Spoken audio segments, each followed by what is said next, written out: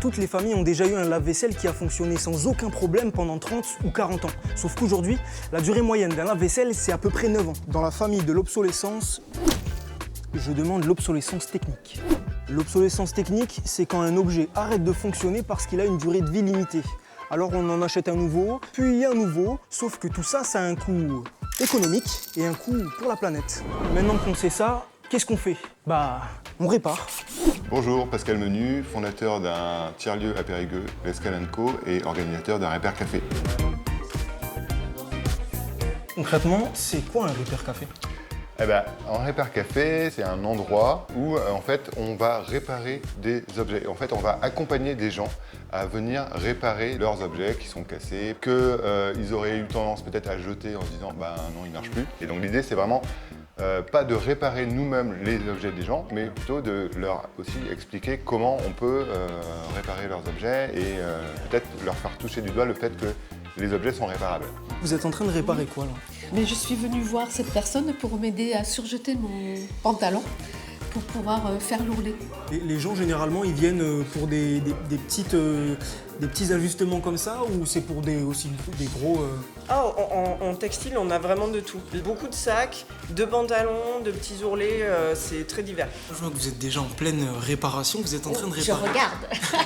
Vous êtes en train de réparer quoi là? C'est une chaîne IFI, c'est la chaîne IFI de maman qui malheureusement l'a laissée en rade parce que le CD reste à l'intérieur. Le réparateur va me dire si c'est réparable ou pas. En tout cas, il y a des objets qui sont vraiment très divers. Vous êtes capable de tous les réparer? On a pas mal de bénévoles qui viennent nous aider, chacun un petit peu leurs compétences. Alors, il y a ceux qui savent un peu tout faire et il y en a qui sont vraiment impressionnants à ce niveau-là. Ceux qui sont très focus sur le textile, par exemple. On a des gens qui sont plus dans l'électronique, la mécanique ou l'électricité en fait. L'enjeu, c'est pas de nous mettre à la place d'un réparateur. Nous, on va réparer vraiment le premier niveau en fait.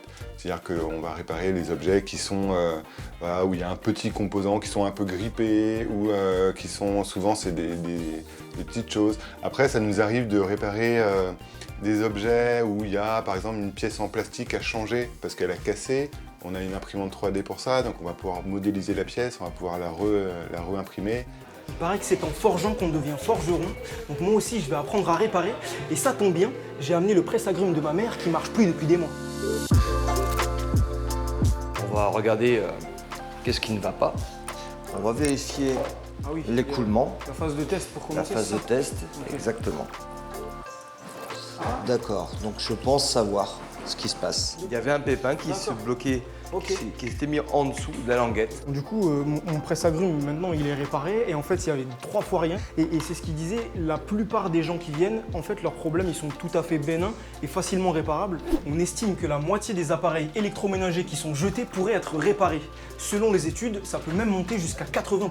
Cette notion de garder ces objets, en quoi ça peut être plus intéressant de réparer que d'acheter? Est-ce qu'il y a aussi une notion d'autonomie de manière générale? Il y a un impact écologique qui est important en fait. Forcément, acheter un autre objet, ça veut dire le construire quelque part, donc avoir l'impact écologique qui va avec. Puis peut-être moins d'angoisse aussi de se dire mince, mon objet, s'il ne marche plus, qu'est-ce qui va se passer?